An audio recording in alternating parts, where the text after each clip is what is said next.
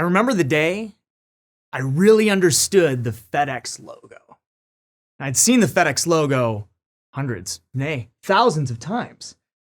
But the day I really saw it, my life was changed. And I'm going to change your life forever too. Because right there, in the middle of that E and that X, there's an arrow.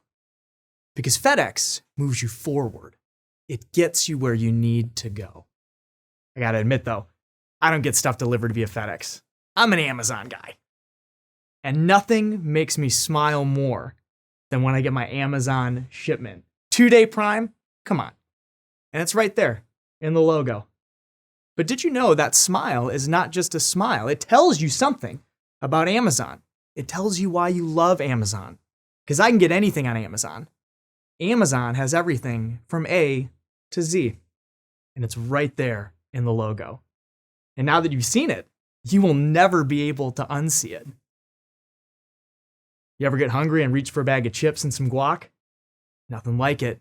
But the Tostitos logo always makes me a little bit hungrier because there's two people right in the middle enjoying some chips and salsa right there with you.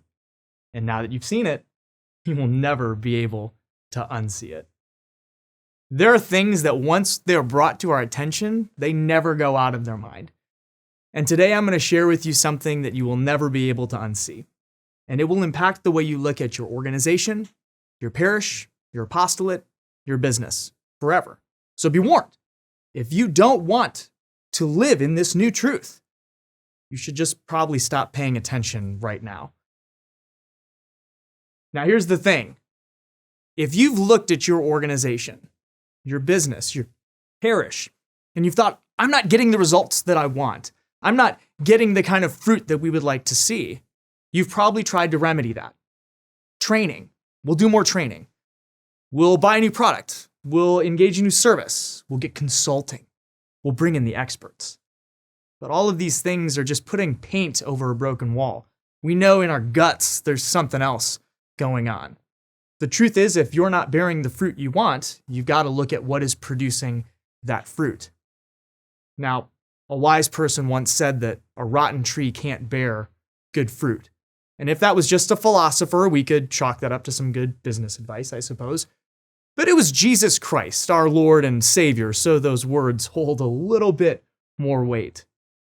Jesus said that a good tree cannot bear bad fruit, nor can a rotten tree bear good fruit. If we're not getting the kind of fruit we want, we have to look at what's producing it, and that's our people. But assessing people is hard. I mean, we like people, we work with people. In a parish, we want to be nice to people. So how do we assess people and figure out why we're bearing bad fruit? And that's where this comes in. The thing you will no longer be able to unsee. And it looks like a square. But it's more than a square. It's a window, a lens. And I promise you, you will view everything through this lens from now on. But we've got to add to it. Now on your x-axis, that's the one that runs along the bottom for those of us rusty on our algebra. That's mission and cultural buy-in.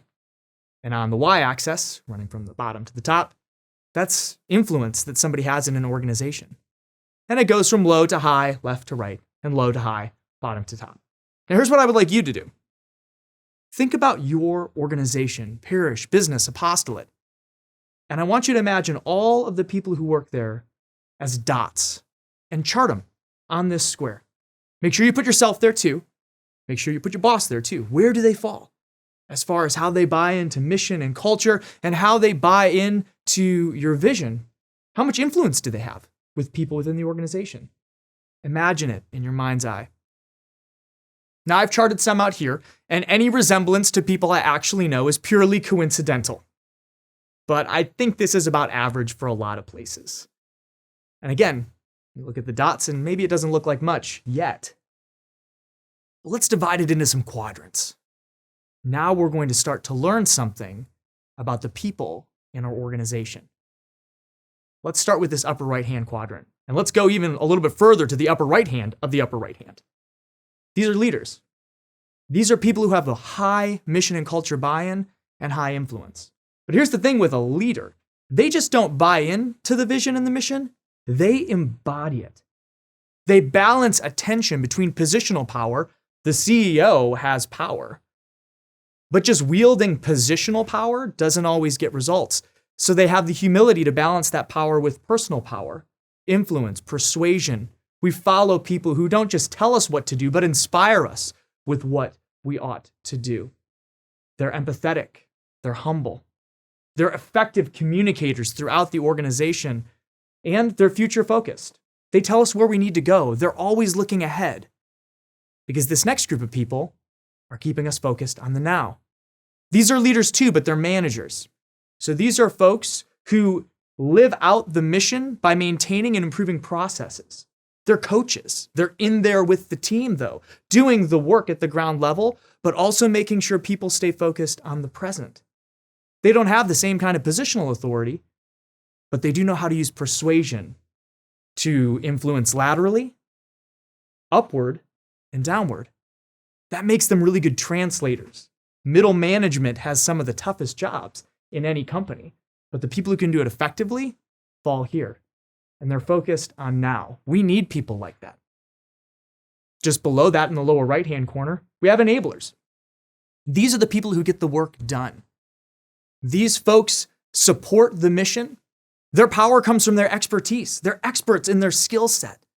They execute on a project basis, and they communicate upwards so that leadership knows what's going on at the ground level. These are great people to have in an organization. There's people like them in this lower left-hand corner, but they're different. They're squatters. These are folks who are just kind of hanging on. They don't buy into the mission of the organization. Their mission is to keep their job.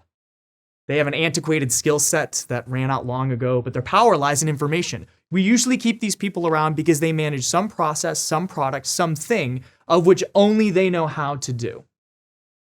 They're fearful. They don't communicate well because they want to hoard information. These are the folks who are focused on the past. Well, we used to do it this way. Remember back when? Always looking backwards and never forwards. And they sit, sometimes on very important positions. Now, in this upper left-hand corner, we have folks that are subversive.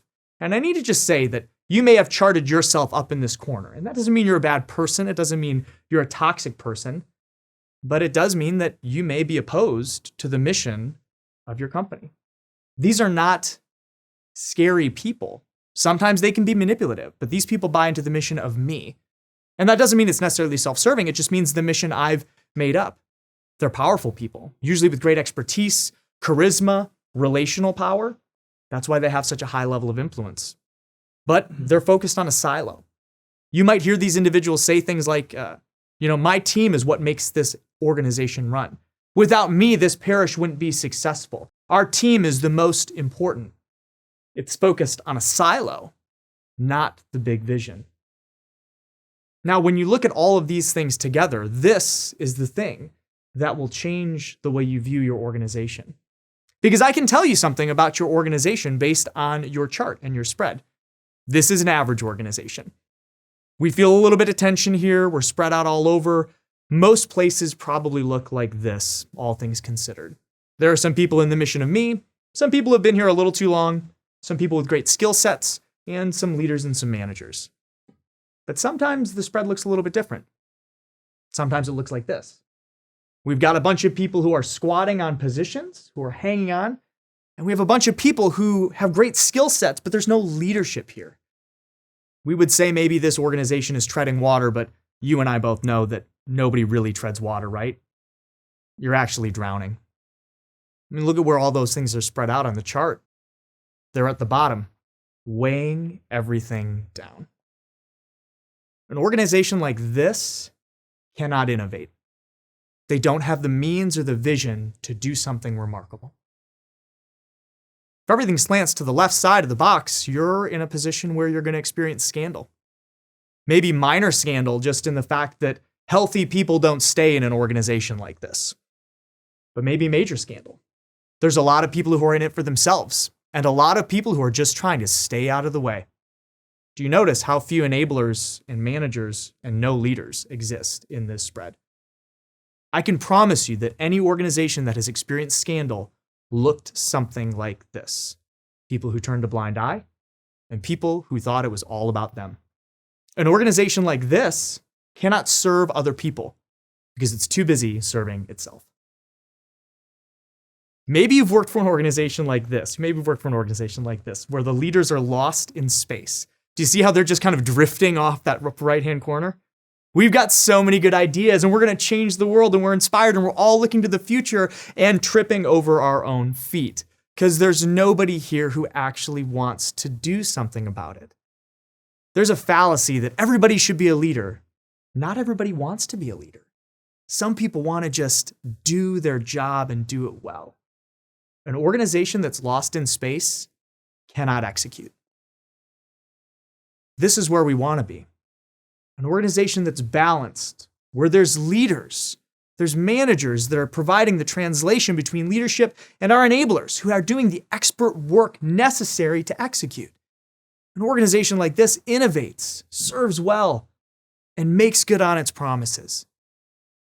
Wouldn't it be great if mission-based organizations in the church looked like this?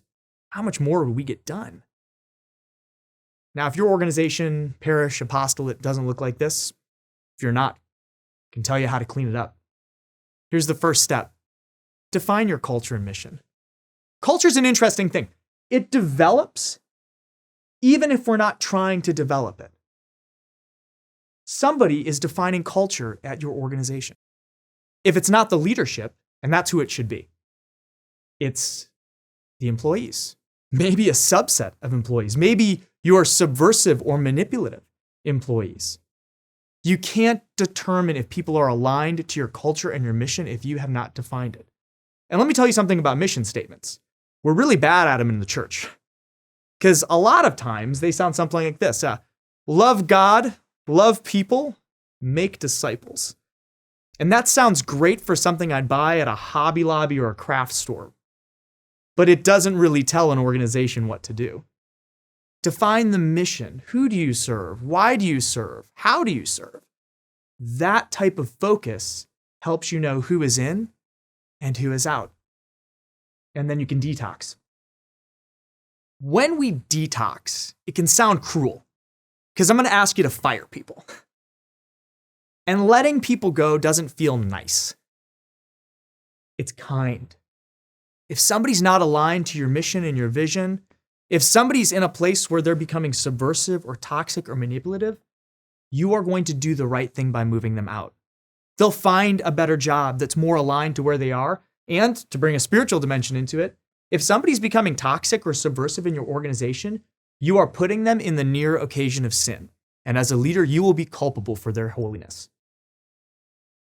Don't allow them to remain for your mission and for their sake. Move them on with kindness. They will find something better. Approach the squatters, and maybe there's a way you can train them up, but maybe they're not interested in that. Invite them to move on and allow them to move on. This might mean you have to suspend some services for a while. It might mean pruning and taking a short reduction. The short-term pain is worth the long-term growth.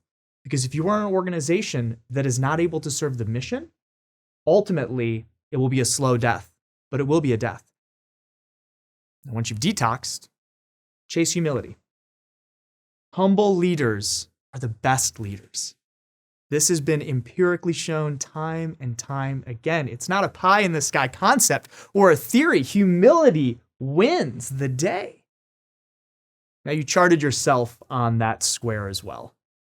And maybe you are the leader of an organization, the pastor, the CEO, and you found yourself actually in that enabler role, where you charted yourself in the manager role. Do you have the humility to recognize that? Maybe you charted somebody who doesn't have a leadership title in that leadership box. There are people at your organization who embody the mission and the vision. You know who they are. And they have a lot of influence. People listen to them. Those are people you need to identify. Because if they wield relational power without a title, that's a person you at least need at your leadership table. Maybe it means restructuring things at your parish so there's other people who have voices at that table to help the pastor along. Maybe it's looking at your organization as CEO or as CFO or COO and restructuring your table so that there's other voices there who are leaders. You need those people. Where did you chart yourself?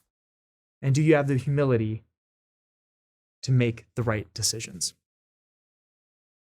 Because now you've seen the square and you can't unsee it. You're going to view everything through this square.